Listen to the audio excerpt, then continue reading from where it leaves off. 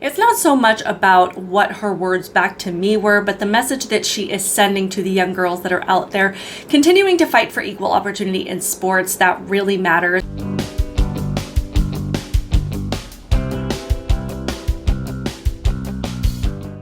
Welcome to my channel, Outspoken Samantha. If you are new here, welcome. Be sure to hit that subscribe button. And if you're returning, welcome back. I hope that you are subscribed as well, so you guys can help me to grow this channel and reach more people that value logic, reason, and sanity. So before we get into today's topic, I wanted to make you guys aware of a new online marketplace called Mammoth Nation. And they are trying to build themselves up to be a conservative alternative to Amazon, and we are seeing more and more how important it is to support conservative companies, to support this parallel economy and to help it grow, and to stop supporting corporations and businesses that push woke causes. So I have left a shopping link in the description box. You can click on it, and there is also a coupon code listed that will give you 30% off a year-long membership. So go check that out. Let's support these companies and help them grow. With that being said, let's get into today's topic. So I'm sure a lot of you have seen this graphic that I created probably a couple of weeks ago that says, in a world full of Dylan Mulvaney's, be a Riley Gaines. And it has circulated quite a bit. It has been shared several thousand times, so I guess that's pretty cool, but it also has caused quite a stir. And before I get too far into what I actually want to talk about, I want to address a consistent comment that I see in response to this graphic in saying that the world is not full of Dylan Mulvaney's. It is a very small percentage of the population that make up these people that take on these alternative identities, which I agree with, but that is not the point. The point is that despite the fact that this population is very small, there is now not a single women's opportunity or private space that is not vulnerable to men who want to abuse these policies and take advantage of being able to compete against women or enter into private spaces that they otherwise would not have been able to enter. But apparently there's a woman who does musical comedy out of Las Vegas, Nevada, that just did not like my graphic.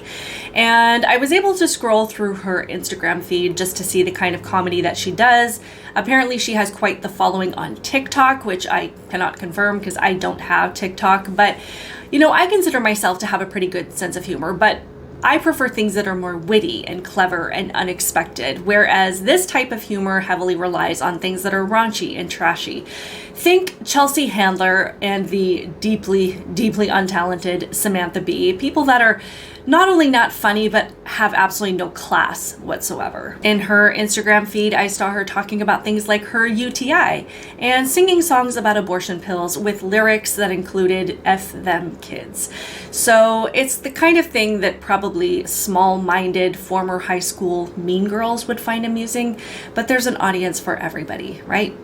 Well, somebody apparently took this graphic and used a song that this comedian did a cover of over top of it. And she did not like the fact that a song that she was singing was used to apparently spread this toxic message. We are our mother's savage daughters. Hi, Stevie, is it? Hi, I'm Sarah Hester Ross. I'm the voice in that song. That's my voice.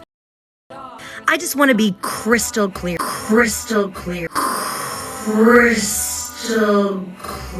with you. And really just anyone who wants to use my voice to spread hate, misinformation, homophobia, transphobia, and all around stank coochie energy putting down women, I don't approve.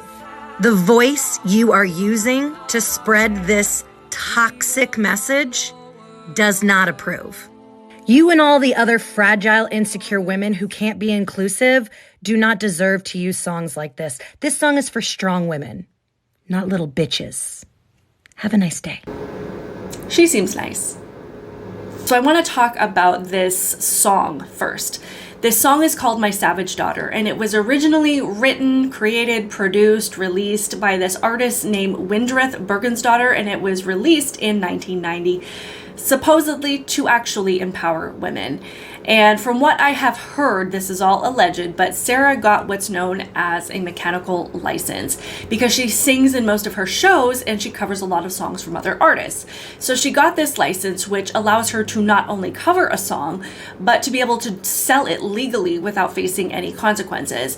Apparently, with a mechanical license, the original artist has no say in who records and covers their songs and cannot take legal action if the person covering it chooses not to credit them with the song at all. And allegedly, Wyndreth did try to protest Ms. Ross's use of the song, but when she did so, Ross threatened her with legal action. Ross also claimed that she did start out by crediting the original artist, but she didn't like how Wyndreth's fans were treating her and responding to her, so in retaliation, she just stopped crediting Wyndreth for the song altogether. I've seen numerous people comment and say how Ross has repeatedly gone on TikTok to use this flex of having the mechanical license, indicating that she can cover whatever song she wants to and there's essentially nothing that anybody can do about it. I've also seen numerous people call her out for this, but also for the irony in using a song about empowering women while simultaneously giving the middle finger to the original artist for the hard work that she put in creating it. So as Sarah Hester Ross is over here lecturing all of us about supporting strong women and criticizing girls who are standing up against people who are taking away from their hard work, she's doing things like this. I'm sure if she ever sees this video, she will defend her actions and say that she did everything legally, which it seems like she did, which is totally fine. But as we've seen these days, there are a lot of people who like to abuse laws and policies to benefit them, which sums up the trans movement in general. So it doesn't surprise me that Sarah Hester Ross is on the side of the issue that she is, given her actions.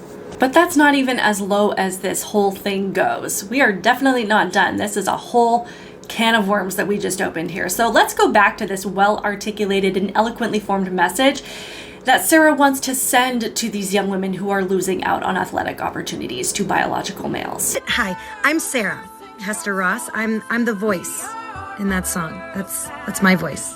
I just want to be crystal clear with you. And really just anyone who wants to use my voice to spread hate, misinformation, homophobia, transphobia, and all around stank coochie energy putting down women. So you say that you are so against spreading hate and misinformation and toxic energy and toxic messages and all of these things, yet I'd like to introduce you to a few of the women who you are calling hateful transphobes with this kind of energy that actually have to get out there and fight against the things that you stand for.